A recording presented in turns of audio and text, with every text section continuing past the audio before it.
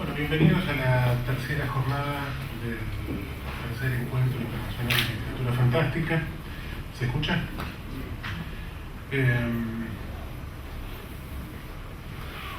Estamos en una mesa sobre la Guerra de las Galaxias, Star Wars. Nos acompañan, en la esquina está Leonardo Despósito, es crítico cinematográfico, periodista y docente. Desde 1995 publicó en revistas como El Amante, Noticias, Brando, Access, Eñe, Terra, Perfil, Crónica, Radar, La Maga, diferentes revistas de Latinoamérica. Tiene dos libros que salieron en los últimos años muy interesantes. Los dos salieron por Ediciones Paidós. Todo lo que necesitas saber sobre el cine fue el primero y ahora hace un par de meses, ¿no? Sí, 50 películas conquistaron el mundo. En 50 películas hay dos entradas a la Guerra de las Galaxias, se lo recomiendo. Es un libro que en la tapa está Darth Vader para que vean más o menos la importancia que tiene esta saga en la teoría. Alejandro Soifer es escritor, docente, periodista, publicó varias novelas de género negro, Rituales de Sangre, Rituales de Lágrimas. Ahora viene una más o ya salió la página. Sí, está por salir. Publicó ensayos también, Los Lubavitch en Argentina, y uno que nos convoca más a todos hoy, que es Que la fuerza te acompañe. Un análisis sobre la cultura geek. Juan Minot es escritor también, nació en Mercedes, licenciado en Administración, Psicólogo Social y máster en Dirección de Empresas. Después decidió no hacer plata con todo esto y se dedicó a la literatura. Publicó 2022 La Guerra del Gallo, fue su primera novela, y después publicó una serie de novelas en los últimos años. Estás más metido en lo que es infarto juvenil, ¿no? Sí, creo que sí. Entonces, El Vuelo, Descenso Brusco, que es para adultos, Chacharramendi, que es la última, pero publicaste una novela que se llama Misión Kenobi también, que tiene que ver también con el imaginario que nos convoca. Y calculo que a todos para que un domingo a las 3 de la tarde estén acá. Así que, ¿cómo quieren empezar? Bueno, yo estoy de la punta.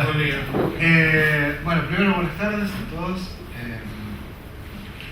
Tengo que decir, la primera cosa que tengo que decir es que una de las razones por las cuales yo me convertí en crítico de cine, empecé a escribir sobre cine, fue La Guerra de las Galaxias, que me llegó a los 9 años. Fue calcular la edad rápidamente. La vi, comentaba recién, el 25 de diciembre de 1977 en un cine que ahora es una iglesia evangélica llamado Iguazú, en la calle Lavalle, porque era el único lugar donde mi viejo consiguió entradas, básicamente. Y los otros cines grandotes, el Gomos, el Gran Rex, no había entradas. Había habido una larguísima campaña de prensa, sobre todo en televisión, muy parecida a las que se hacen ahora. Estamos hablando del año 77, o sea, no era muy habitual. De mayo, que fue el 25 de mayo, se estrenó en los Estados Unidos, a diciembre cuando se estrenó acá. Antes tardaban tanto como eso las películas, porque había que subtitularlas, tirar las copias, conseguir las salas, había muchos más estrenos porque no había video, no había cable, no había internet, entonces las películas solo se veían en sala, tardaban eso en llegar. Pero cuando nos poníamos a hablar de qué íbamos a hablar cada uno acá, cómo íbamos a arrancar, a mí se me ocurrió una cosa de la que, tuve que escribir en algún momento, que era de dónde viene la Guerra de las Galaxias, por qué causó un impacto tan enorme en tipos que éramos muy chicos. Contexto, la única fantasía a la que nosotros podíamos llegar en una edad en la cual uno necesita fantasía, aventura, y aparte cree que todo es posible todavía, ¿no? La infancia uno no sabe que la gente no vuela, si se pone una capa no puede volar, digamos. Uno cree todavía que es posible, hasta alguien le dice, no hermano, si tenés una capa y te tiras por el balcón, te haces torta contra el suelo. Entonces la fantasía es parte de nuestro mundo. A la única de la que podíamos acceder era los dibujos animados que podían pasar por televisión, alguna serie, tampoco era tanto, y que aparte eran muy viejos, el cartoon que veíamos tenía por lo menos 50 años en esa época, y las películas de Disney, que estaban dibujadas, digamos. No había forma de que nosotros... Había un pacto con las películas de Disney muy interesante, que era que efectivamente creíamos que eso que era ostensiblemente falso porque estaba dibujado era cierto mientras lo veíamos. Y bueno, llorábamos, a mí me sacaban del cine porque me ponía a llorar antes del final. No vi, hasta los 10 años no vi una película de Disney completa, lo confieso. Cuando llega la Guerra de las Galaxias pasa algo. Pasa que toda esa fantasía a la que queríamos acceder tenía un aspecto real. Transcurría en un mundo donde las cosas estaban sucias, había una historia previa, no sabíamos cuál, pero sabíamos que estaba. Los personajes parecían que tenían una historia. Y todo era tangible. ¿Sí? Algo que no pasó después con las precuelas, ¿no? Donde todo es digital. Lo que a nosotros nos llamó mucho la atención era que la nave de Han Solo tenía cables colgando y estaba sucia. No quiero decirlo, no es que éramos muy conscientes de eso, pero de alguna manera era, esto es como el mundo que me rodea, mi casa, el vecino, pero no es como eso. O sea, digamos, para decirlo de otra manera, los héroes también van al baño, incluso en una galaxia muy lejana. Era eso, y ese impacto fue muy fuerte para nosotros. Para todo lo que fue mi generación, y de pronto digo, bueno, queremos más de esto. Esto era realmente sincronizado con algo que nos pasaba a todos. Yo era bastante, aparte del cine, de los 8 años tenía cine de barrio, entonces me colaba, no era que me gustaba todo, pero lo hacía medio de aventura. Y éramos mucho de ver los sábados a la tarde, por ejemplo, cine de superacción en Canal 11, ¿no? Canal 13 tenía su competencia, en fin. Y veíamos westerns, y veíamos películas de aventuras, y veíamos películas de monstruos que nos parecían algo cercano en algún punto, porque nos podían gustar o no, y en otra cosa un poco lejana, un poco más adulta. No estaba, otra vez la palabra, sincronizado con lo que era en ese momento la década del 70, como nos movíamos. Una década en la que además empieza a aparecer la tecnología de manera muy tangible, muy fuerte dentro de la vida cotidiana. ¿Sí? Porque el televisor ya había ocupado un lugar, los primeros aparatos de videojuegos, que eran 2 rayitas en una pantalla, estaban ahí, o te ibas por, yo me acuerdo de la estación de subte de Constitución, había una casa donde había videojuegos súper recontra, remil, precarios, ¿no? Hoy a nadie se le ocurriría trabajar que jugar a eso, eran bastante adictivos también, pero estaba eso, había algo, y se hablaba mucho, y había una cosa muy fuerte de la ciencia ficción. Habíamos pasado, estábamos a 8 años de 2001, en el espacio de Kubrick. Era la época de la conquista del espacio, ya era algo vieja, ¿no? Ir a la luna ya en el 77 era algo, ya está. Y de algún modo la Guerra de las Galaxias, la primera, tenía esa iconografía, tenía esos colores, tenía esas texturas que tenían que ver con eso que nos rodeaba, de un anuncio casi profético de se nos viene la tecnología encima. Creo que eso fue lo primero, y de algún modo eso era una fantasía que nosotros podíamos digerir mucho mejor. Pero paralelamente a esto, la Guerra de las Galaxias, esto lo vemos mucho después con el tiempo, es la cumbre de un movimiento que se empieza a dar en la década de los 60 en el cine norteamericano. Pasaba así: el cine norteamericano básico de Hollywood fue hecho por gente que no estudiaba cine. O sea, los grandes autores del cine clásico no iban a una escuela de cine. John Ford, Howard Hawks, Alfred Hitchcock, Vicente Minnelli, o quien quieran mencionar como maestros de ese cine, eran tipos que aprendieron haciendo e inventaron haciendo. En algún momento se cae el sistema de estudio de Hollywood que sostenía todo ese quehacer. Hacer en serie, hacer muchas películas permitía ir depurando también la estética. No voy a entrar en muchos detalles porque sería alargarnos mucho, pero permitía depurar la estética y que aparecían autores, tipos que te ponían su visión personal. Esto lo vieron los franceses recién en la década de los 50. Cuando sacan el sistema de estudios y no hay más cómo sostener ese tipo de producción, pasan muchas cosas, pero entre otras cosas también pasa que los directores empiezan a ir al colegio. O sea, empiezan a formarse escuelas de cine, y hay toda una generación de cineastas norteamericanos a los cuales les habían dicho que el cine de Hollywood era horrible, que era pasatista, que era una cosa que había que dejar de lado, que el mejor cine era europeo, los grandes autores europeos, etc. Que descubren de casualidad que, oye, mira, los críticos franceses, que son los que están marcando la manera de escribir sobre cine, rescatan a todos esos que a nosotros nos gustaban, pero que nos decían que teníamos que rechazar. Esos directores fueron y son Martin Scorsese, Francis Ford Coppola, William Friedkin, John Carpenter, Steven Spielberg y Peter Bogdanovich, que estuvo hace unos días acá en la Argentina, y George Lucas, que es más productor que cineasta, pero bueno, eso lo podemos ver en algún otro momento. Pero lo que es muy interesante de lo que sucede es que ellos rescatan el viejo Hollywood. Pasan dos cosas. Primero, rescatan el viejo Hollywood, toman la idea de que el cine puede ser un arte personal e individual, un arte de expresión personal e individual, o sea, yo puedo mostrar lo que pienso, en eso toman muchas ideas de la Nouvelle Vague, incluso en películas de ciencia ficción y fantasía como Tiburón, que es el primer gran éxito de ese género, o Tiburón, o Carrie, que es una película de terror de Brian De Palma, o Encuentros cercanos del tercer tipo, o la propia Guerra de las Galaxias, tienen mucho de la Nouvelle Vague. Tienen muchísimo de la Nouvelle Vague, aunque pasa inadvertido. Cuando uno lo vuelve a ver con lupa, lo encuentra. Tenía que ver con eso también, con la expresión personal y con mofarse del bien hacer cinematográfico. Vamos a hacer las cosas como queremos hacerlas, ¿sí? Porque somos autores, no solo somos empleados de un estudio, sino somos autores.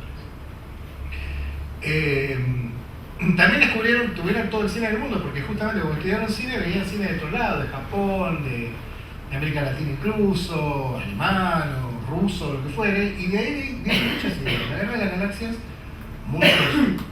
yo les recomiendo a quienes han visto la Guerra de las Galaxias que vean una película de Akira Kurosawa llamada La Fortaleza Escondida, que es básicamente la misma historia.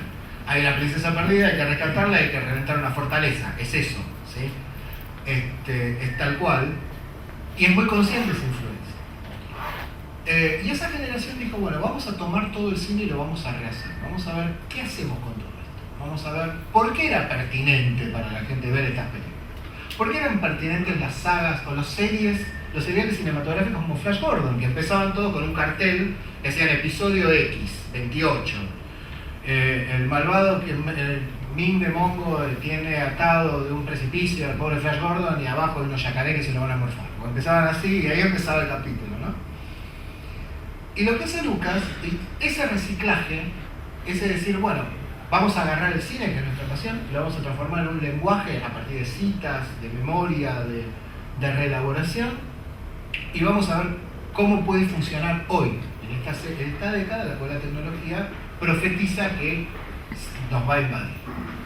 Hubo muchos intentos, aparte es una década muy convulsionada en los Estados Unidos, sobre todo para la imagen, se caen todas las censuras, aparece por primera vez, cosa que esto es de los fines de los 60, el sistema de edades, eso que tenemos nosotros, apta para mayores de 17, apta para mayores de 13, etcétera, que era prohibido para 14 y para 18 cuando yo era chico, eso no existía en los Estados Unidos, las películas eran todas aptas para todo público. Por eso había una censura muy fuerte en cuanto a contenidos y cosas que contaban. Aparece eso, lo cual le da más libertad a los autores para poner cualquier imagen, porque se podía adaptar a ciertas edades. Se legaliza la pornografía en el año 73, lo cual es un cambio cultural enorme. Los norteamericanos dejan de creer en el Estado porque aparece el fracaso Watergate casi al mismo tiempo, en el año 72, 73, cae el gobierno de Nixon, derrota de Vietnam.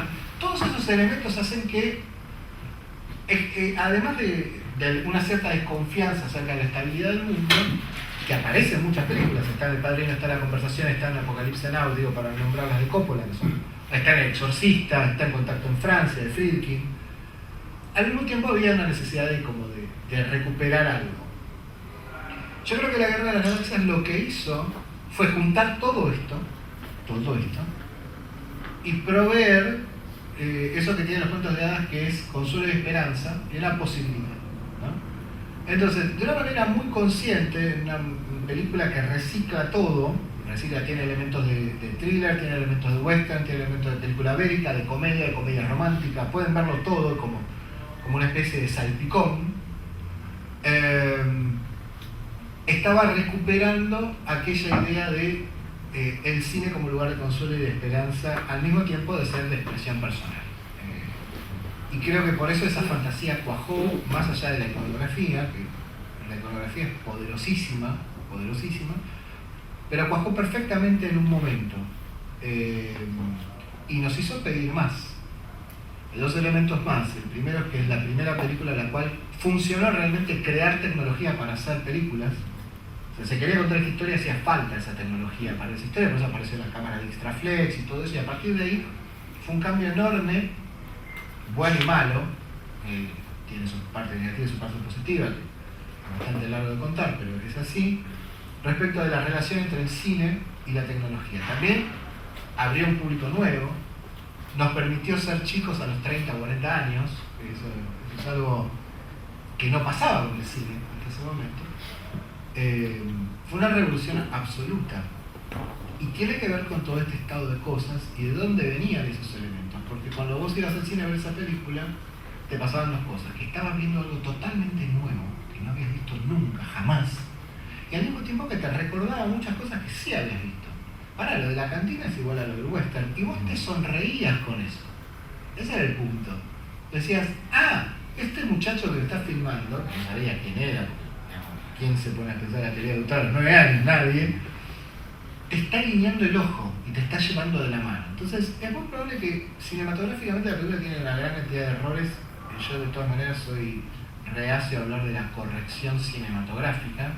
Me parece que la idea es más que la técnica de las imágenes sean las pertinentes y las necesarias para que uno se meta en una película, más que seguir un canon o un método. Pero que lo que fue muy fuerte fue la extraordinaria sincronía de esa película con un momento y un estado del mundo. Y con una generación que empezaba a ir al cine, que empezó a cambiar con sus ojos la forma exigible del cine. Yo quería arrancar por acá, porque me parece que está bien contar esto de dónde viene, porque si no parece que es un ovni. Bueno, tiene muchas naves espaciales, pero parece un ovni. Y sin embargo no, en su momento era lo que todos soñábamos que tenía que pasar en la pantalla y finalmente pasó. No sé qué decir.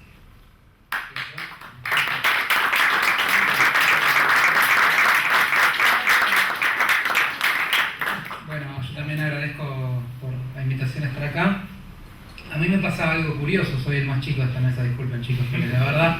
Entonces, me pasó algo curioso. Yo nací en 1983, cuando ya la película la original ya había salido, ya era otra cosa.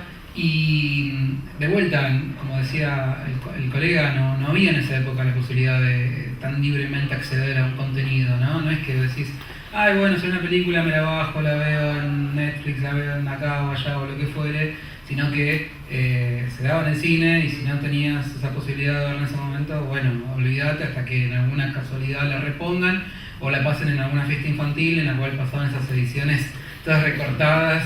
Entonces era raro porque uno, como pibe que creció en los 80, en los 90, tenía la imagen para mí de la película no era ni Luke ni nada, era solamente los droids, porque era como la imagen recurrente, ¿no? de C-3PO y Arturito, y además decimos Arturito, no Arturito, y era como algo medio extraño, porque había un montón de gente que estaba ya fanatizada y uno no entendía muy bien por dónde venía eso. Entonces, ¿cuál fue mi primera aproximación a la Guerra de las Galaxias? Bueno, a mí me llegó a partir de lo que es el universo expandido, ¿no? Que me parece súper interesante y una de las características también del éxito de esta saga, ¿no? El otro día hablaba con el papá de un amigo mío que también ya tiene casi 60 años y me contaba su experiencia, que acá cada uno de ellos se acuerda del cine exacto, la hora, la función, cuando la vieron la segunda vez, todo, ¿no? Y ese tipo me decía, no, porque yo estaba ahí viviendo en Amsterdam con una novia que tenía, no sé qué, y me dijo, che, vamos a ver esta película que va a salir. Y yo le decía, pero no, ¿te parece? Bueno, la cuestión es que fue, y dice, me contaba, y quedé catatónico de la emoción durante 4 días, ¿no? Para mí eso es increíble, y también habla de algo muy de la época, ¿no? Porque ahora es como que estamos un poco más acostumbrados a la espectacularidad, un poco lo que decía acá el colega, ¿no? En esa época era como algo más sorpresivo, ¿no? Que te invadieran de esa manera. Pero de vuelta, entonces a mí me llegó primero por el universo expandido y me llegó primero por los videojuegos, digamos, ¿no? A mí me preguntabas, bueno, ¿cuál es tu recuerdo más antiguo de Star Wars? Y yo te digo, el Rebel Assault 2, que era un juego que estaba increíble además porque estaba hecho todo filmado como si fuese una película, eran esos extraños videojuegos de los mediados de los 90 que que se pusieron de moda, en la cual, por una idea medio extraña, creían que filmar personas y hacerlas interactivas iba a ser divertido, lo cual no. Y por eso, por suerte, quedó ahí. Pero ese Parallel Assault 2 estaba muy bueno. Y además había un montón de otros, ¿no? La saga T-Fighter, donde podías jugar a ser el piloto de una de las naves enemigas, o un X-Wing, también millones de juegos. Después me acuerdo de Shadow of the Empire, que ahora me acordé de todo esto porque justamente el otro día, pensando en este encuentro, justo vi que lo pusieron de vuelta en venta, Shadow of the Empire, en GOG.com, que es donde se pueden comprar videojuegos antiguos, oldies, para poder revivir. Y me parece que ahí hay algo súper interesante, ¿no? Bueno, Dark Forces, ¿no? Ese clon del Doom, en el cual jugabas a ser un personaje que iba también infiltrado, un espía de las rebeldes.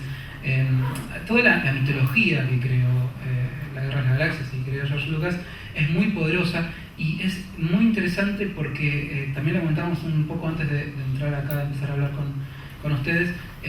Surgió bastante improvisado en un punto. Si bien es cierto que había todo un trabajo muy fuerte de George Lucas de pensar y de estudiar y todo lo que se habla del monomito, que es esa estructura que Joseph Campbell desarrolló para explicar cómo la estructura mítica se va repitiendo en todas las culturas, ¿no? Y siempre la idea del héroe, la idea de los enemigos y las pruebas y todo eso que es fácilmente identificable y que se puede ver con precisión. Todo eso estaba muy estudiado, es cierto, pero George Lucas se tiró un poco a la pileta con esa primera película y realmente no tenía la menor idea de que iba a poder continuar su saga. De hecho, el universo expandido de Star Wars se inicia, uno de los primeros textos del universo expandido es una novela que sale antes que salga El Imperio Contraataca. Es una novela que él coescribió o medio que supervisó. El autor se llama Dan Foster. Y plantea un escenario bastante distinto en el cual Luke y Leia caen en un planeta medio boscoso, medio selvático, y viven una serie de aventuras, y aparece Darth Vader, qué sé yo. Han Solo no aparece, por ejemplo, aparece mencionado al final como diciendo un pirata. Luke dice, es un pirata y contrabandista, ¿no? Una cosa así medio extraña, para un personaje tan importante, obviamente. Y la idea de esa novela era ver si podía después ser la base para una continuación. Pero como George no contaba con que iba a tener dinero, le dijo, bueno, hacelo bien sencillito, no me pongas muchas cosas porque no hay plata.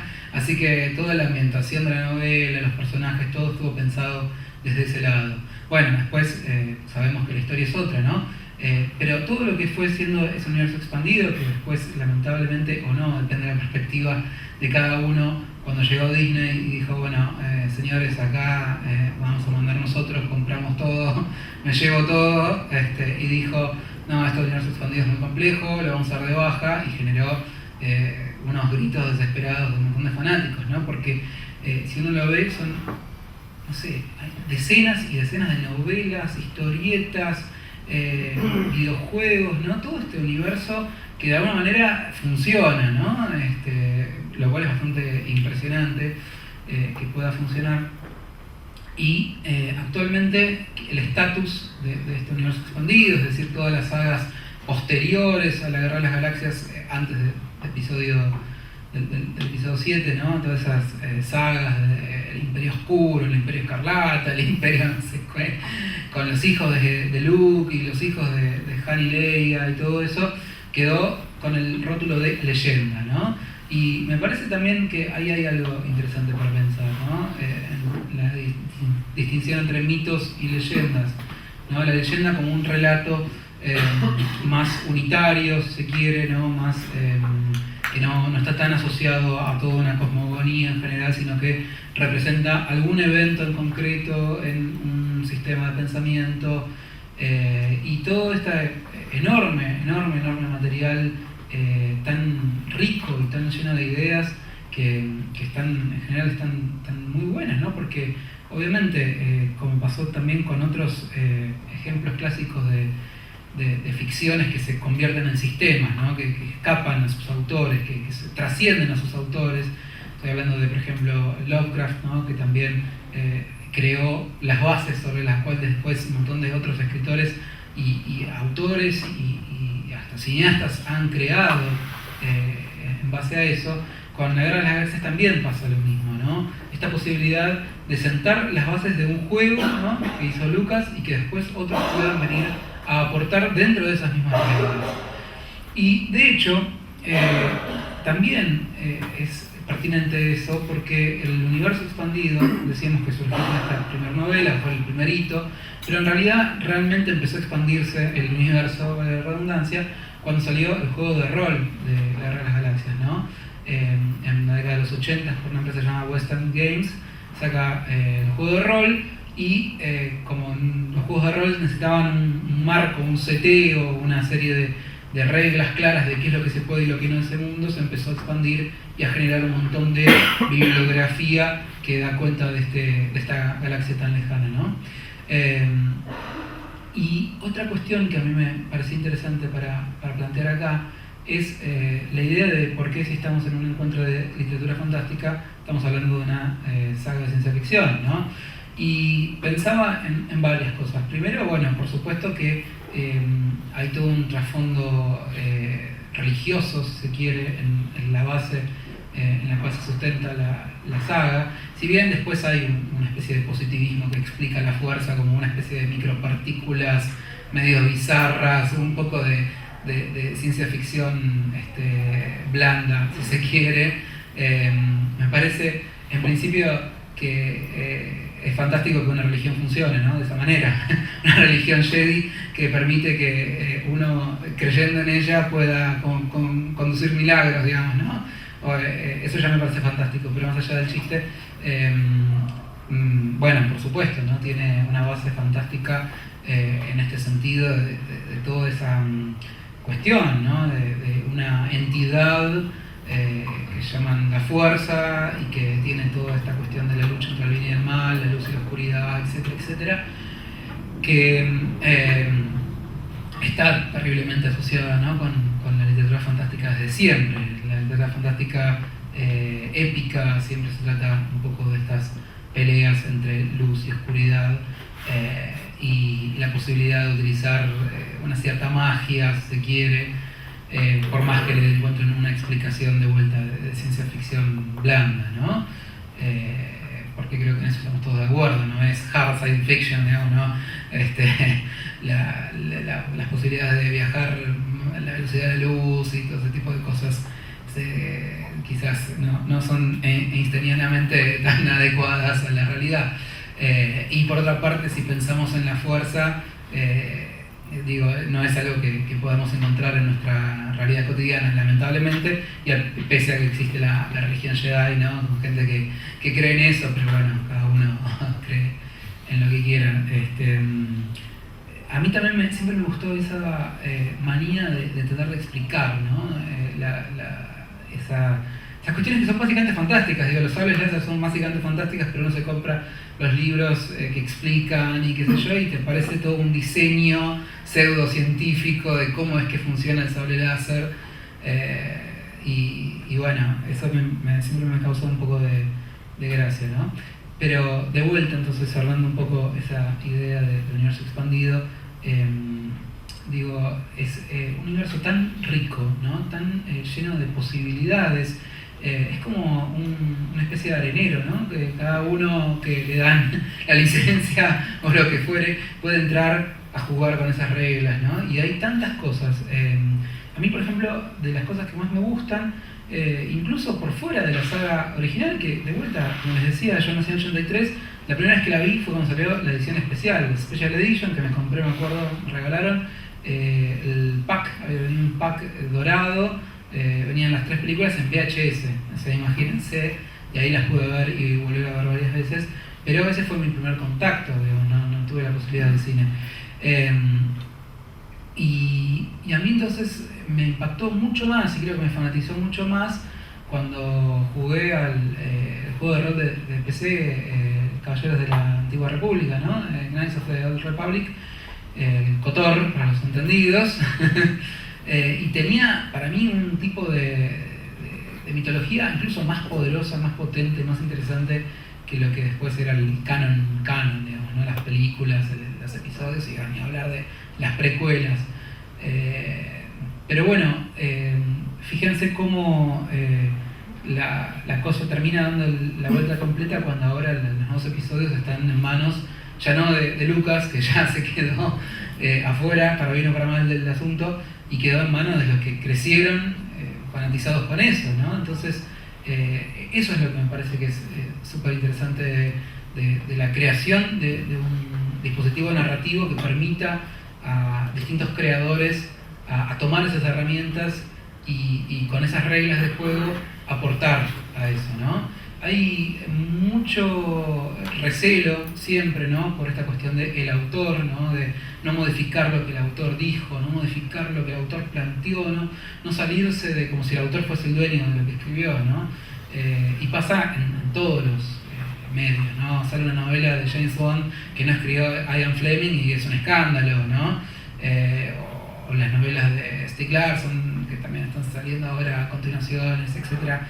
No me quiero desviar mucho, pero a lo que voy es a esa cuestión, ¿no? La posibilidad de pensar en la saga, en la obra de George Lucas, como alguien que planteó unos escenarios y unas reglas del juego para que después otros puedan venir y jugar con eso, ¿no? Y que incluso, aún a pesar del respeto que tenemos a él como autor, ni siquiera él tenía muy bien claro a dónde iba a ir y lo que iba a hacer, ¿no? Digamos, fue bastante improvisado. En algún momento había pensado en una historia, un romance entre Luke y Leia, ¿no? De hecho, en la primera película, ¿no? Si no me equivoco, medio que por ahí anda, ¿no?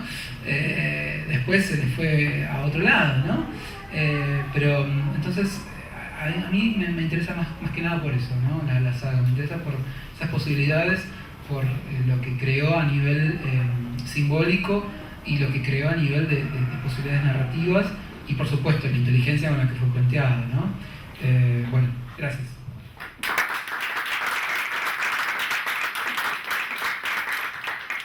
Bueno, primero gracias a Damián por invitarme, a Abraham también, a ustedes por estar acá y bueno, a los empleados de la biblioteca por estar haciendo fuerza para que se genere espacios como este.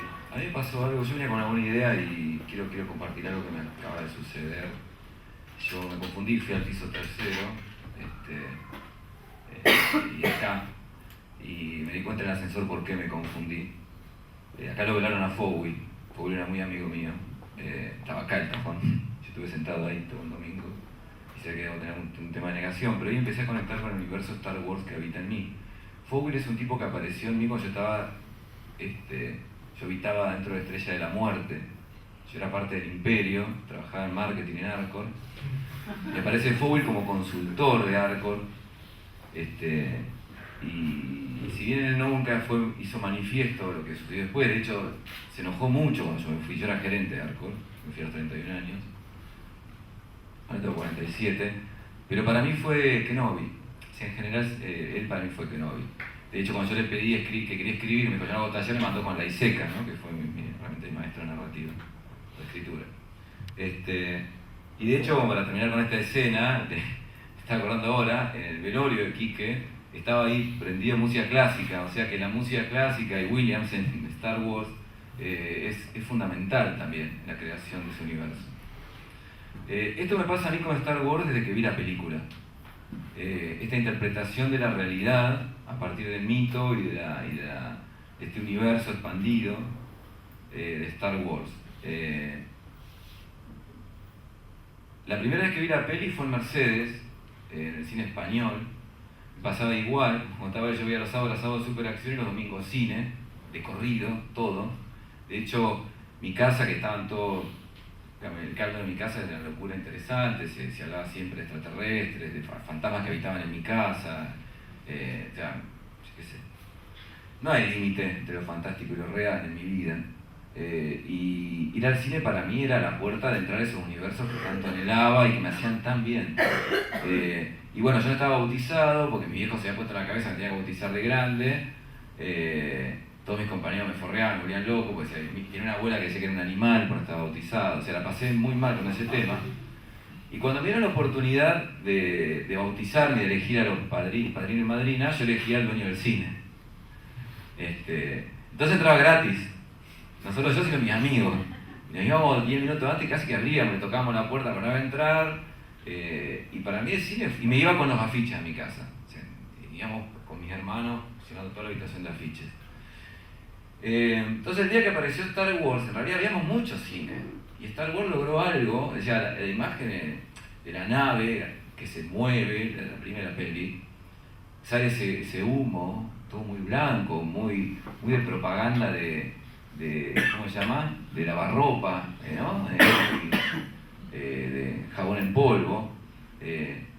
Y aparecen los tipos vestidos de blanco, que no sabemos qué había dentro de esas carcasas, de esos personajes, si eran robots, si eran hombres. Y hace el famoso... A mí eso me cambió la vida. A mí hubo un antes y después en la vida. De verdad lo digo, o sea, fue impresionante. Yo no sé si fue yo de grande cuando y esto para tratar de remitirme a la autorreferencia, cuando escribí Misión Kenobi, que en realidad trabajo la muerte de mi viejo se me aparece dándome misiones vestido de Kenobi. Y la estrella de la muerte es en mi pueblo, la fábrica de DuPont que contaminó el río Luján. Mi viejo eran militantes ecologistas de la dictadura. Y nosotros íbamos, para mí había misiones secretas, íbamos en la noche a sacarle fotos, a robar de las plantas de los vecinos las frutas contaminadas, hubo gente internada. De hecho, DuPont pierde el juicio por la contaminación de Mercedes y lo paga en Estados Unidos, hace 4 años. El río Luján está hecho mierda. En mi pueblo le dio la espalda siempre a ese tema, como a otros temas, ¿no? Pero bueno, para mí eso no fue... Entonces yo la interpretación que logré fue esta, claro, es el imperio, loco, es el lado oscuro, es re jodido. Entonces, ¿cómo hacemos mierda la estrella de la muerte? Y bueno, en este caso yo me imaginé toda esta historia, y con la muerte de mi viejo, era que mi viejo se me aparece y me va dando misiones, escribí un poco de ficción en Misión Kenobi. Pero en realidad constantemente voy viendo así la realidad. O sea, para mí es un poco un juego, pero un poco también la interpretación de las cosas. Y esto del monomito que estaba comentando, lo explica bastante bien Joseph Campbell, o sea, esta estructura que tomó Lucas, en realidad. Porque condensa tanto porque eso está construido en el arquetipo de la historia de la humanidad, que se va, como todo arquetipo, se va alimentando con la ontología, ¿no? del hombre, ¿no? El proceso ontológico, que es la producción del hombre en la existencia, ¿no?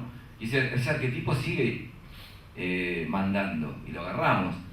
Y bueno, George Lucas hizo algo probablemente no tan consciente, un poco intuitivo, y lo logró.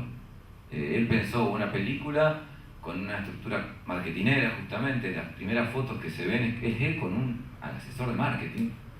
Y después se volvió loco, lo hablábamos recién, que comentaba, lo tecnológico. Fue a buscar chicos o estudiantes de las universidades que hacían las maquetas, se lo llevó a todo. Y apostó un montón. Y arriba él, como historia de Star Wars en el inicio, está metido en el arquetipo del héroe.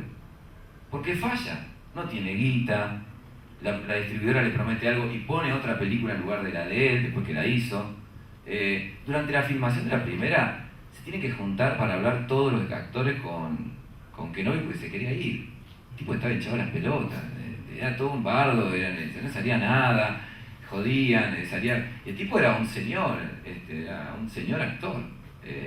Y ahí hay una anécdota que todos se juntan y piensan, se nos va, y lo van a buscar, lo meten en un bar, le hacen un brindis para él, arman notas, invitación entre ellos, o sea, el tipo se ve retobado y no se podía ir Kenobi. Y cuando van a dar la peli, no le dan la sala, el tipo medio se calienta, pero fíjate que rápido contra el impedimento, muy del camino del héroe, del mito del héroe, dice, bueno, nos vamos a la feria de ciencia ficción, a todas, vamos a recorrerlas todas. Agarraron un mapa, empezaron a hacer un listado y bueno, se lo llevan a Luke, llevan los 2 tracks, llevan a Arturito y a Darth Vader, los ponen con un... Claro, cuando entran les meten nosotros friki, casi estaban todos alrededor de eso antes de ver la peli y al final daban la película. Y se armó el boca a boca, sin internet, sin nada, y el día que le dan la única sala, pero es un descontrol. Y ahí empieza, digamos, el héroe se redime, vuelve como ese proceso circular, el camino del héroe, se va, da toda la vuelta y vuelve al inicio, no siendo el mismo. O sea, lo hace él también. Entonces, la iluminación de este monomito es alucinante y a punto tal construye. Recién antes de venir me escribió Miri Morero, que es una periodista de literatura, y mandó unos enlaces para ver. Y hay una cosa que yo no me había dado cuenta, mejor ustedes se dan cuenta, son los puntos suspensivos del inicio, los 4, Sí, que es un error, ¿no? eso es. Y lo repitieron siempre. Y entré y saqué una foto que está, cuando aparte cómo plantea la historia de una galaxia, hablando del pasado, de una galaxia muy lejana, de un futuro. O sea, estamos más allá de ese hiper lejano futuro contando la historia, con 4 puntos. O sea, en ese futuro no existen más 3 puntos, existen 4 puntos. Es impresionante. Para mí, a mí me alucina Star Wars, desde todos los lugares. Y me alucina muchísimo, en particular, ya para entrar, para preparar unas aristas de debate, para empezar a abrir, no me gusta el Star Wars fosco, el del bosque. De hecho, cuando George Lucas hace la de los Ewoks, que está en YouTube, se puede ver, es horrible la película. No, no se puede. No se puede, es horrible. Ustedes ven los Ewoks cuando hablan, que parece que están merqueados, andan así, y el muñeco, ¿cómo carajo sostiene el muñeco? Era mejor no verlos, era mejor sugerirlo. Y entonces la parte fosca me parece de él, que remite a toda esta literatura fosca, la pifia. Pero te das cuenta del proceso del tipo de creación, que también es alucinante, que valorarlo como un arco, ¿no?, de sistema. Que tipo, se empecinado fue y lo hizo, especialmente Fosco en la otra película, Bosque, digo, en la película cuando hacen el festejo final, digo las primeras 3, que también es un poquito débil en eso. A mí me encanta mucho el desierto, el hielo, por decirlo, la nieve, el desierto, el espacio. La space opera me encanta. Toda esa cosa de los piratas, el western que va a seguir ahora en la próxima charla. Un montón de cosas. Y en cuanto a la creación de George Lucas, recién cuando estaba diciendo esto que va como en prueba y error, en teatro hay en dramaturgia hay una forma también de armar el drama, la dramaturgia, que es con la escena. Lo Bartiz acá lo hace eso, ¿no? Que ensayamos, empezamos a trabajar, ¿qué sale? Y después empezamos a escribir, o vamos anotando y escribiendo, ¿no? En realidad también no es ni una... La vida es eso en general. Y yo lo veo así, hay un pulso estructural de Star Wars que es el pragmatismo. El tipo está formado, el tipo vio cine, el tipo quiere hacer guita, el tipo pensó en el merchandising, ¿viste? Y bueno, un empecinamiento que es que la fuerza te acompañe, que no afloja nunca. Él va. Y eso para mí, tío, es parte de la mitología o del espíritu que en realidad a mí me identifica muchísimo con los pasos de la vida, ¿no? Las cosas que he emprendido. Para mí es como sumar estas aristas, yo coincido plenamente con lo que ellos fueron marcando los compañeros de la mesa y pensar en un continuo donde yo no veo que termine esto sigue. De hecho, la última peli a mí me gustó mucho el planteo que hizo. O sea, que mi hijo nació ya embebido con Star Wars, ya estaba pobre quemado. Fuimos a ver la película como si fuésemos a la cancha. Había, creo que, paro de subte, eso era hablando del tema social, que había paro de subte ese día. Fuimos caminando desde Parque Centenario hasta el Abasto, y era como una cosa de emoción, era como que escucháramos yo soy de hincha de Boca, llegar a la Bombonera y escuchar la hinchada, y como querés caminar cada vez más rápido, como si, no sé, estás perdiendo algo, no sacás esa fuerza. Y era eso, y llegamos al Abasto y había una nave. Yo estaba loco. No me podía creer. Y después empezamos a ver la película y claro, mi hijo me empieza a decir cosas y yo me re emocioné, porque el loco empezaba a enganchar, te das cuenta de la estructura que había de guión, ¿no? La idea que estaba en esto, que era como armar un puente generacional, que para mí esa es la idea de base de esta peli. Y para mí fue muy emocionante. La vi 2 veces, no sé si a verla 3, pero con las otras la vi 80 millones de veces. Pero yo sé que el plan de Disney, que como ya me habían contado el año pasado, gente de Disney, es armar una por año, ¿no? Ese se sabe, ¿no? Ya están trabajando. Así que yo encantado de acepto esta nueva etapa de Star Wars, con la idea de volver a recibir todos los años una alegría enorme. Y el otro punto para mí, en mi caso, son los muñequitos, que vinculan esta historia del merchandising de Lucas. Pero eso es muy importante, habitan en mi hogar, yo me divorcié, vienen conmigo y venían conmigo desde antes, mi viejo los compraba, decía que eran nuestros, pero los tenía él para que no los robaba, no los rompiese, ¿no? Yo con mi hijo conmigo lo mismo, separamos algunos que son de él, otros son míos, están todos en mi casa. Y bueno, nada, para mí es impresionante, y a nivel escritura, y que es la parte que me interesa, que es la narrativa. De hecho, escribí una obra de teatro que tiene que ver con temas también de historia de Star Wars. A mí me acompaña muchísimo ese imaginario, o sea, late constantemente. Y en el hablar cotidiano, como el que habla de fútbol, dice, todos tenés que patearla para afuera, tenemos que ir todos a matar o morir, o sea, viste que se habla mucho así. Yo hablo mucho con el lenguaje de Star Wars, el imperio, el lado oscuro, muchas nos pasa eso. Así que bueno, en general yo, para empezar a abrir, tenía ganas de traer también, sumar esta marea a estos condimentos, este caldo de Star Wars que se está armando esta tarde.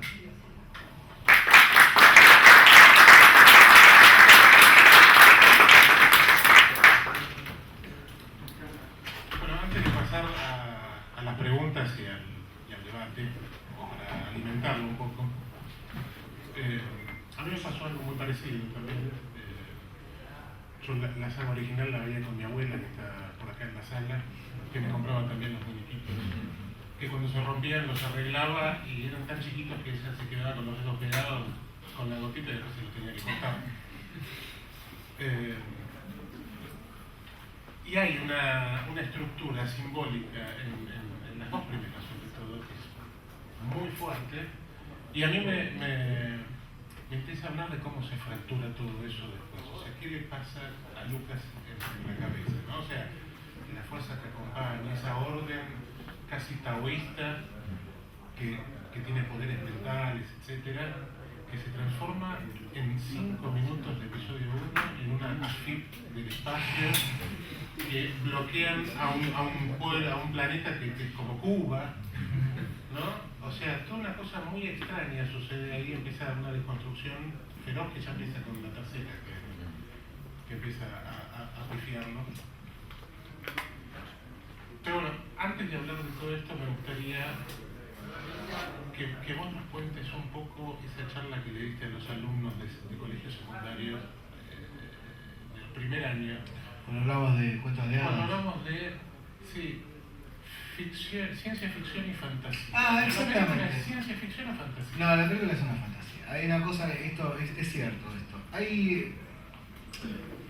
Pasa siempre que uno tiene que salir. Yo sé, muchos años fui docente, sigo siendo docente.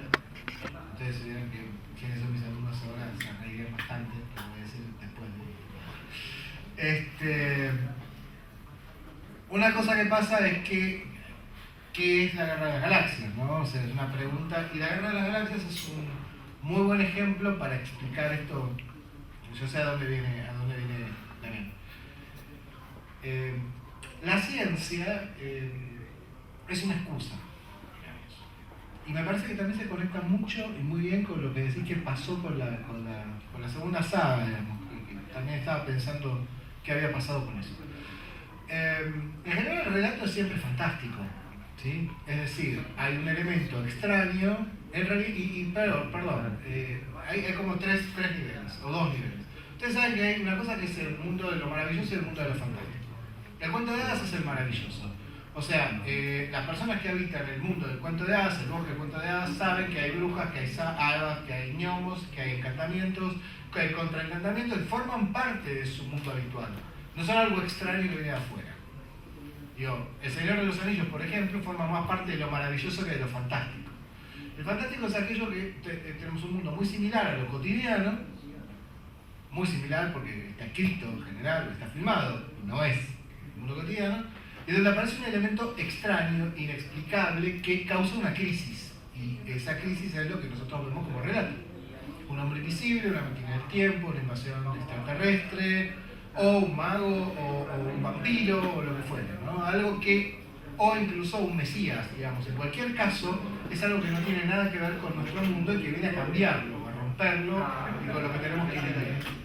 Es un poco una metáfora de lo que nos pasa todos los días cuando nos encontramos que se rompió un caño en la cocina, digamos, ¿no? Algo terrible pasa. Por eso, Casa Tomada de Julio Cortázar es un cuento fantástico, ¿no? Aunque nunca se menciona cuál es esa amenaza. Y en el caso de la ciencia ficción, lo único que sucede, o en el caso de este tipo de ciencia ficción, que no es la ciencia ficción dura de Arthur Clarke, no es 2001.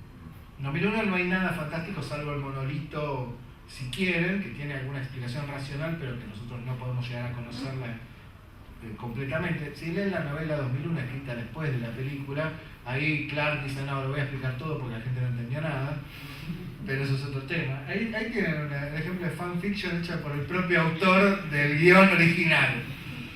Hay dos, creo. Uno es ese y el otro es el tercer hombre de Graham Greene. En fin, pero volviendo a esto, no es eso, sino... Por eso decía, la iconografía de la década de los 70 daba para pensar en fantasías que tuvieran que ver con lo tecnológico. Y en realidad es el mundo en el que transcurre la Guerra de las Galaxias, y ya con él hace mucho tiempo en una galaxia muy lejana, están hablando en el Había una vez, en el otro mundo del cuento de hadas, es un cuento de hadas, salvo que todo parece metalizado, electrificado, y la excusa ciencia ficcional es muy fuerte. La iconografía de las primeras dos películas permitía pensar que había una explicación racional para que sucediera todo eso, viajar a la velocidad de la luz, los sables láser, incluso los poderes de la fuerza, ¿no? Pero no quedaba explicado y estaba bien que no estuviera explicado. No había ninguna necesidad, sabíamos que existía, que tenía la fuerza, el lado oscuro, el lado luminoso, tenían sus reglas, y con que supieran las reglas era suficiente. Pero existe algo que es un virus que atraviesa actores y cineastas, sobre todo en Hollywood, es el virus de lo útil, del que sirva para algo. Pequeña anécdota, un día mi mamá me compró El Señor de los Anillos, los 3 tomos en una puesto en Parque Rivadavia, y me dice, ¿pero te va a enseñar algo esto? Claro, no le podía decir yo que quiero saber cómo termina, porque la película que vi llegaba a la mitad del dibujo animado de Ralph Bakshi del 79, etc. Sí, no sé, que no me puedo discutir, podemos hacer otro debate con eso. Pero volviendo a esto, la cosa es si es útil. Y creo que Lucas, la segunda saga, lo que intenta es crear una nueva forma de cine, como había hecho con la primera, a través de la digitalización absoluta y la creación de entornos virtuales. Y además dijo, bueno, no, pero pongámonos serios, que sirva para algo. Contemos algo que tiene que ver con el mundo de ahora. Por ejemplo, la Unión Intergaláctica de Comercio. Digo. Por eso la mejor la mejor película es la segunda, que está llena de citas. Hay citas a Contacto en Francia, al Triunfo de la Voluntad, a Alejandro Nevsky, a 50 millones a las películas de género negro. Todo el encuentro de Obi-Wan con Jango Fett en ese planeta, que se hablan y dicen cosas pero no dicen lo que dicen, es Dashiell Hammett, es absolutamente eso. Tiene de todo y es totalmente inútil, porque si la historia de Darth Vader sin esa película se puede resolver en 5 minutos de la película siguiente, ¿no? Se encontraron, se enamoró, se casó con Leia, después adelante, totalmente inútil. Creo que es una enfermedad de importancia, y es porque, y me parece que viene para este encuentro, la gente sigue desconfiando de lo fantástico. Cree que es una pérdida de tiempo, cuando en realidad apelar a la fantasía del espectáculo es apelar a una lupa que nos permite ver de una manera mucho más clara y más permanente la realidad. Hay muchas cosas inasibles en la realidad, por qué nos angustiamos, por qué nos enamoramos o por qué X, que cuando uno lo ve en un gran espectáculo aparece más claro. Yo entiendo muchísimo mejor la lucha entre el bien y el mal, y a mí me pasó exactamente lo mismo. Cuando por primera vez voy a entrar a Darth Vader en esa nave, no, se acabó todo. Yo aparte, fue el mayor susto que tuve en mi vida. Como diría Eric Cartman, además se me rompió el chip del susto, no me asusté nunca más en el cine y en ningún otro lado. Pero creo que tiene que ver con eso, con la desconfianza de lo fantástico. Y lo fantástico es lo que, en realidad, la verdadera vida, lo que nos pasa dentro de la cabeza, nuestra imaginación, cuando vamos por la calle y vemos una señorita que nos gusta y imaginamos cosas. Esa es la verdadera vida, eso es lo que nos pasa. Cuando eso se pone en un gran espectáculo de una manera tan clara, funciona mejor, porque lo recordamos, lo aprendemos de eso. Yo creo que viene por ahí eso. No, para mí yo coincido con eso. Creo que claro, sumando en esta idea, para adelante, que empezó a confiar menos en la parte intuitiva, empezar a ponerle más idea Y eso como siempre obtura. Cuando empezás a cerrar, obtura. Y yo lo que agradezco como espectador, lector del arte en general es cuando te abres, no cuando te cierras. O sea, cuando algo estás ahí y hace que vos puedas reponer tu historia, tu experiencia a partir de un encuentro con un fenómeno artístico, ¿no? Creo que ahí es más generoso, sino me parece solidario, es un punto de encuentro. El otro ya es como una bajada de línea. Y en eso en general tendemos, no todos, pero que también a los humanos nos gusta que nos digan esto es así, así, cuadradito, y la vida, si no serían los dogmas, ¿no? A mí, por ejemplo, no me gustan ni los dogmas ni los líderes, no me gusta nada de eso. Mi hijo se murió, a mí nadie me manda a hacer nada, no me gusta. Pero me copa verlo en escena, digamos, y he trabajado.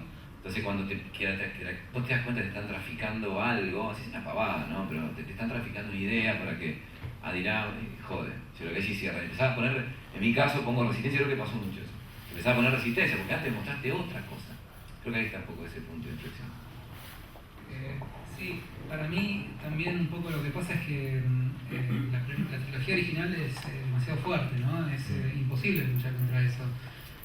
Todo lo que tiene que ver con esta cuestión de la relación familiar, del padre que en realidad es malo y que después se redime, todo eso, y todo el imaginario y todo, digo, realmente era bastante difícil también poder pensar en algo anterior y que pudiese generar el mismo impacto.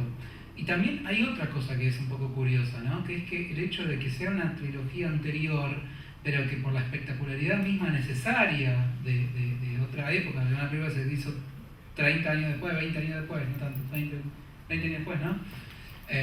Necesariamente la tecnología es otra, entonces vos ves las batallas de sable láser de la trilogía anterior, de la precuela, y son mucho más sofisticadas, coreográficas y todo, que la trilogía original. Entonces hay ahí una ruptura donde me parece que quizás se intentó suplantar con ese tipo de espectacularidad de lo que decía, ¿no? de la capacidad técnica que se desarrolló, poder suplantar lo que era una narrativa que era demasiado fuerte, demasiado poderosa, como para poder reproducir de vuelta algo así, ¿no?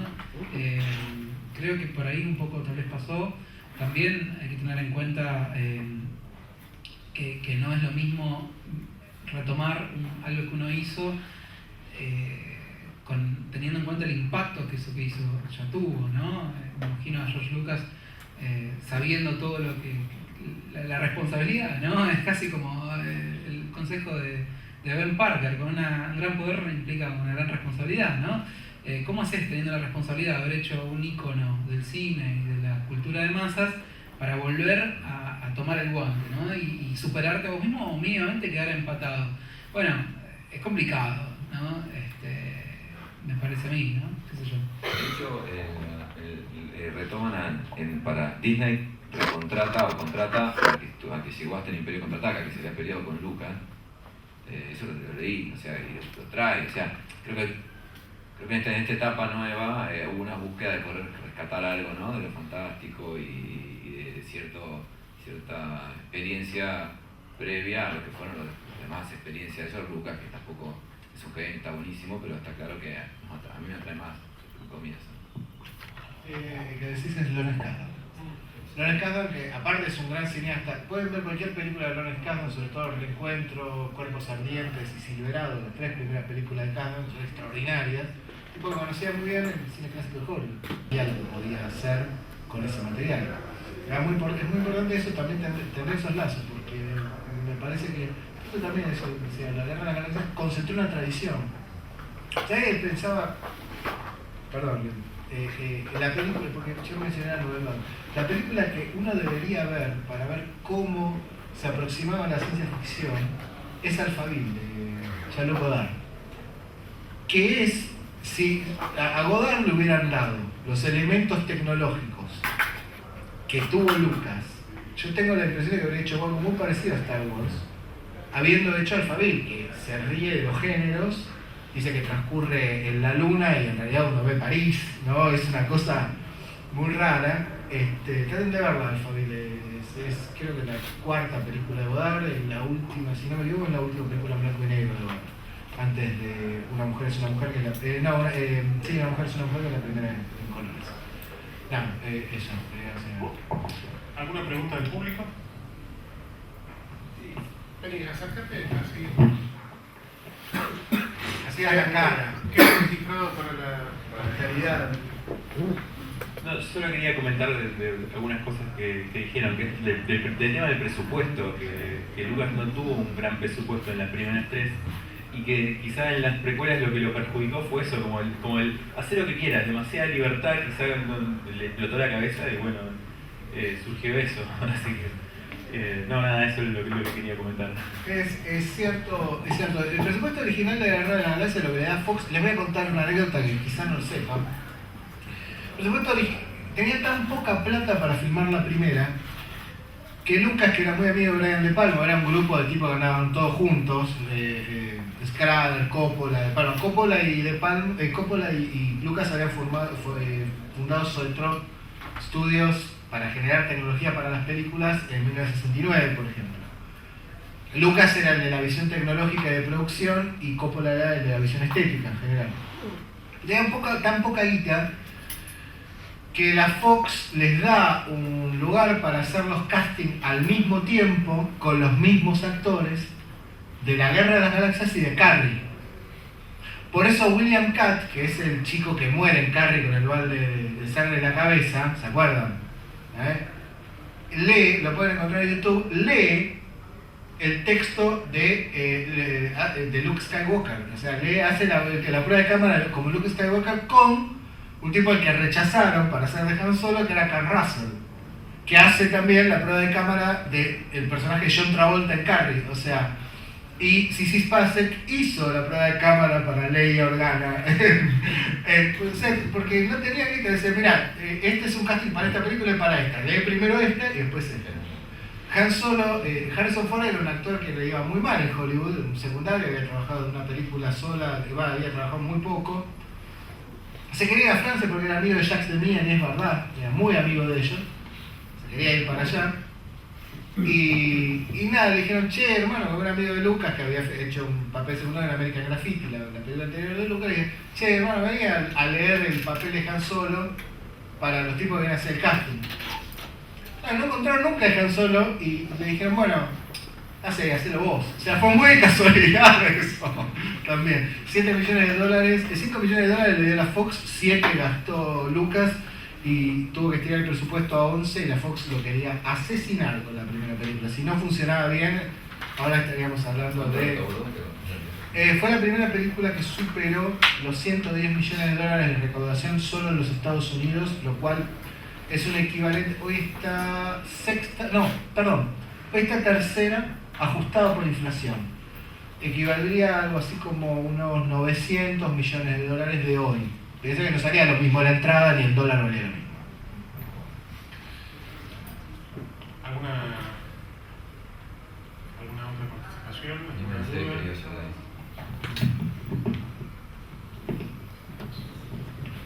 Quería preguntar cómo ven ustedes por ahí esta cuestión de que Disney tomó las riendas del universo de Star Wars. Particularmente me pasó que esta semana estuve leyendo por internet que ya tienen actor para hacer el nuevo Han Solo. Y yo digo, por un lado me entusiasma la idea de ver películas de Star Wars. Yo tengo 24 años y, digamos, la primera película de Star Wars que fui a ver al cine fue Episodio 3. Y por un lado me entusiasma la idea de seguir viendo Star Wars, de seguir viendo aventuras, de ver todo esto que ya vi antes, pero ahora con nuevos condimentos. Pero por otro lado pienso, puede un poco desgastar esta cuestión de, no sé, sacar un spin-off sobre Han Solo. Tenían un spin-off pensado sobre Obi-Wan, uno que va a acontecer ahora sobre de Boba Fett también. O sea, pienso qué tan bueno es y qué no tan bueno es por ahí generar demasiado contenido de Star Wars. Arranco yo. A mí me parece que es menos, no es tan complicado porque siempre depende. Mira, el sistema spin-off, reversiones y reactores es la base de Hollywood desde 1912. Básicamente es eso. Siempre ha funcionado así. Entonces siempre depende del talento de los actores, de lo interesante de sea la historia y cómo funcione eso. A menos que, y ese es el gran riesgo que tienen estas sagas, uno empieza a trabajarlo realmente como una religión y no quiera que nada se aparte del nombre. Si no, yo como crítico de cine voy y veo cada película y alguna funcionará mejor, otra peor, tendrá mejores elecciones o no. Lo que sí es cierto es que y esto afecta mucho todo el cine, pasa con Marvel también, digo, es otro universo que me gusta mucho, e incluso con el universo de los cuentos de hadas de Disney animados, que me gusta mucho. Me parece que el problema aparece cuando vos intentás cambiar, mejor dicho, cuando vos tratás de darle, lo que decía antes, darle importancia a las cosas. O sea, La Bella Durmiente de 1959 es 1959, La Bella Durmiente de dibujos animados es una obra maestra del dibujo animado, una gran película, un gran uso de la pantalla rectangular, y los colores y los motivos medievales así medio planos. Hacer Maléfica hace 2 años, más allá de que a mí me gustó la película por otras razones, para decir, bueno, vamos a poner un discurso feminista, porque ahora está de moda. A mí me parece una estupidez atómica, digo.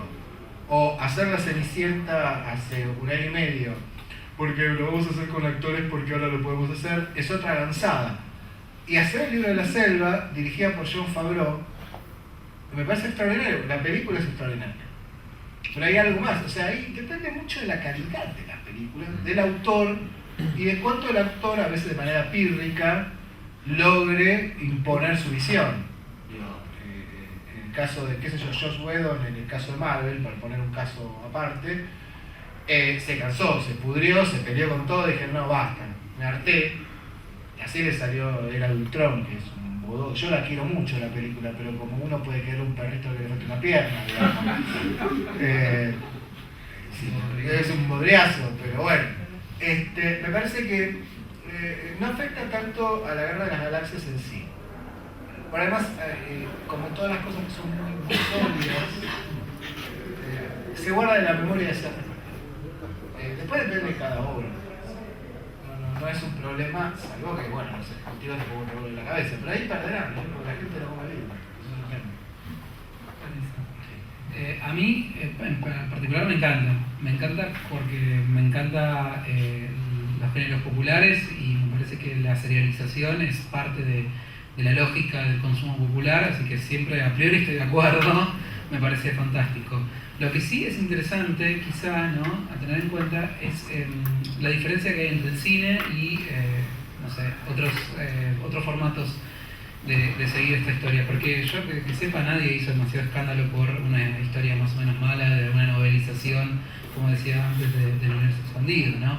Ahora, claro, la película genera otro tipo de expectativas, genera otro tipo de sentimientos, ¿no? Tiene como una cosa más seria, ¿no? Más canónica. Si se hace algo mal acá, ya lo arruinás para siempre. Pero bueno, me parece que no funciona tan así, ¿no? Digo, las precuelas son una porquería y las vimos igual y de alguna manera las queremos igual. Las celebramos igual y rescatamos cosas que están buenas igual y qué sé yo. Sí hay una cuestión de identificación muy fuerte con personaje y actor también, ¿no? Tal vez ver a otro actor personificando a Han Solo va a ser quizás en un momento un golpe, pero de vuelta, todas las sagas de películas tienen esa cuestión de ir cambiando, incluso la saga de James Bond cambia cada 5 películas de actor y a nadie le parece muy sorpresivo ni nadie está muy en desacuerdo. Entonces en ese sentido me parece bien, me gusta, me parece que está bueno que se pueda seguir, porque de vuelta, para mí Star Wars vale más por como un sistema que funciona y que tiene ciertas reglas, donde hay una riqueza enorme para generar historias que quiero ver, que quiero conocer, así que a mí me encanta.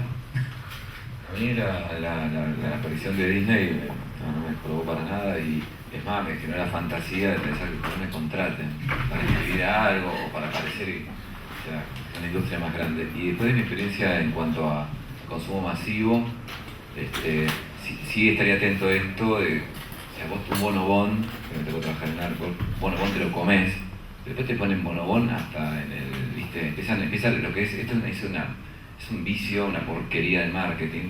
Yo fui bastante mal del marketing, me gustó la experiencia de haber trabajado en marketing. Y digo, esta cosa de expandir los productos a partir del famoso marca de paraguas, ¿no? Entonces, claro, marca de paraguas, pero al final decís, Si no llueve, tener un paraguas arriba no vemos nada, no vemos el sol. Me gusta el riesgo. Y yo creo que en esa parte sí me genera buena expectativa Disney. Una cosa la ejecutiva, la del negocio, que puede llegar a... Pero esto yo coincido que es popular, la gente no come vidrio, van a patinar alguna, va a haber acción-reacción, digamos. Eso es lo que yo creo, ¿no? Tengo buena vibración, no tengo mala. Yo con Y eso. después digo, eligieron a J.J. Abrams para la Sí. primera, que es un grande, vean Super 8 si no la vieron. De hecho va a ser hay un director por película, ¿no? Sí, ahora Está buena de Batman, después- de cosas, ¿cómo se llama? Eh, El de Caballero, no, el que viene ahora es Ryan Johnson. Ryan Johnson es un gran director, no sé si vieron una película que se llama Looper, el asesino del futuro. Es una película extraordinaria, también una mezcla de género, con ciencia ficción, el Bruce Willis. Es extraordinaria. Yo le confío mucho a eso, pero digo, también creo que tiene que ver con eso, ¿no? Si vos tenés un buen director, es menos probable que las cosas te salgan mal. O sea, a mí me dice, James Cameron dice, bueno, voy a hacer ahora 4 Avatar. Sí, yo la voy a ver, es Cameron, digo, el tipo hizo Terminator, hizo Titanic, digo, no puedo no confiar. Después te puede salir para miércoles, pero bueno, Cameron es un caso raro de un tipo que se impuso, aunque yo no lo crea, es un director independiente. Él impuso todo, filmó cuando quiso, cuando tenía la tecnología, filmó. Dicen, y Cameron es interesante mencionarlo acá porque hoy era conductor de camiones, ¿qué hace? Hay un corto de él, el primer ejercicio, se ve en YouTube, que está todo su universo ahí, y dice que él conducía camiones, canadiense, conducía camiones, y llega un día a un lugar y ve la guerra de las galaxias y sale puteando que esto es lo que quería hacer yo. Eso. Y ahí dejó los camiones y se dedicó exclusivamente al cine. A mí me gustaría cerrar con una pregunta que tiene que ver con el universo de la literatura. El cine y literatura se retroalimentaron en los últimos 100 años, cambiando estética, armando elipsis, etc. ¿Pensaron alguna vez en cómo modificó la estética narrativa literaria la aparición de Star Wars? Y si no lo pensaron, tienen 30 segundos para pensarlo y decirme algo alucinante que nos rompa la cabeza a todos. Hay una cosa que me parece clara en esto, es que Star Wars es el ejemplo de esto, por eso arranqué por ahí. Es la primera película súper exitosa que deja de lado la letra, que solamente piensa en la iconografía cinematográfica y toma el material del cine, digamos. Los grandes clásicos del cine, los grandes éxitos masivos del cine, provenían de la literatura, de los bestsellers, digamos, Los del viento que llevó, que es la película aún más vista de la historia, o Ben-Hur, está por ahí, venían de la literatura. Había tipos en Hollywood que se pasaban leyendo libros hasta decir ¿no? El tipo de lectores se llamaban y trabajaban en eso. Esa generación del cine no, solo pensaba en el cine. Creo que el mayor efecto y defecto de la Guerra de las Galaxias es que solo piensa en el cine y solo se basa en los recuerdos cinematográficos de George Lucas. Bueno, eso también a Spielberg le pasa. Y me parece que sí hubo un cambio muy grande en cuanto a la mezcla de lo fantástico con lo tecnológico. Me parece que cuando vos leías ciencia ficción, hasta incluso la New Wave, vos encontrabas que lo tecnológico iba por un lado y se mezclaba con lo social, y la fantasía iba por otro lado, totalmente diferente. Un ejemplo, Michael Moorcock, que hacía, así como hacía una ciencia ficción bastante experimental, también tenía su fantasía heroica y nunca se cruzaban ambas cosas. Y me parece que como lector aficionado, no soy gran lector de ciencia ficción, conozco lo básico, pero sí me parece que la combinación y la interrelación de lo fantástico, de lo inacible, de lo metafísico, de lo casi religioso, de lo mágico, con lo científico, con lo que sí puede explicarse racionalmente, encontró una nueva forma y se empezó a plasmar incluso en las novelas. Creo que novelas como El juego de Ender no puede ser explicada si no existe el cyberpunk. Básicamente no se puede explicar si vos no ves la Guerra de las Galaxias.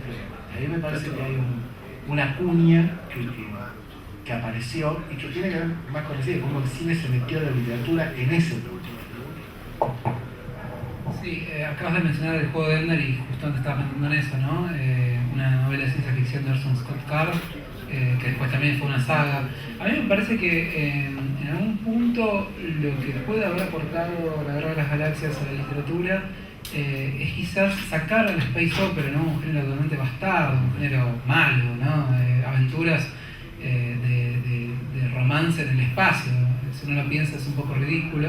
Lo sacó de ese lugar de desecho de la cultura popular, ¿no? Hasta ese entonces era un tipo de literatura que circulaba en revistitas baratas, de las cuales soy enamorado, ya lo saben todos acá, me parece, pero que eran muy mal vistas, ¿no? Era un consumo muy marginal, muy masivo, y la Guerra de las Galaxias me parece que habilitó en algún punto la idea de la saga literaria como no ya un aprovechamiento del autor para hacer dinero, sino como algo que tiene una razón de ser y tiene un cierto prestigio literario. Digo, Orson Scott Card, el autor de esta saga de Ender, es un escritor muy respetado dentro de la ciencia ficción, más allá de sus opiniones políticas que a veces son un poco polémicas. Y así hay un montón, ¿no? Digo, hasta podemos pensar en, no sé, Harry Potter, ¿no? La fantasía contemporánea más importante, ¿no? El Harry Potter es el Star Wars de la gente de los 90 y del 2000. Yo hace poco leí una novela que me compré, de viaje me compré, solamente porque me fascinó la tapa, se llama Gestapo Mars, o sea, la Gestapo de Marte, y es una space opera, pero de comienzo a final, es una espía del espacio criogenizado que se despierta en un mundo donde los nazis conquistaron el espacio, ¿no?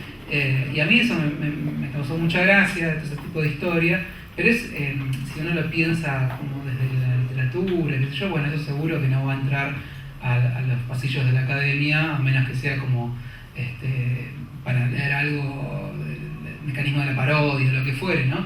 Pero sin embargo, la pasé bárbaro leyendo una novela y hay un montón de novelas de ese estilo, o de parodia de la parodia, ¿no? Incluso también en el cine. Hace poco vi una, no sé si la viste, no me acuerdo cómo se llama, pero es también que hay una base nazi en la Antártida y bueno, la encuentran unos trabajadores de ahí de la Antártida y qué sé yo, después aparece una especie de Hitler robot y qué sé yo. Digo, poner todo ese tipo de cosas, esos consumos marginales que son reensamblados, ¿no? Que toman pedazos de distintos trozos de cultura popular, yo creo que tienen una relación bastante fuerte con esta estandarización y aceptación de la ciencia ficción, que siempre fue un género que tuvo que luchar mucho para poder ser aceptado mínimamente, por un poco con lo que decía acá el compañero, ¿no? ¿Para qué te va a servir, no? ¿Para qué sirve la ciencia ficción? Si son relatos totalmente fantasiosos. Bueno, esa es una lucha que los géneros populares siempre tienen que enfrentar, pero bueno, hacer un buen producto de cultura popular es la mejor forma de tapar la boca a todos los que te critican o te señalan por gustar de ello, ¿no?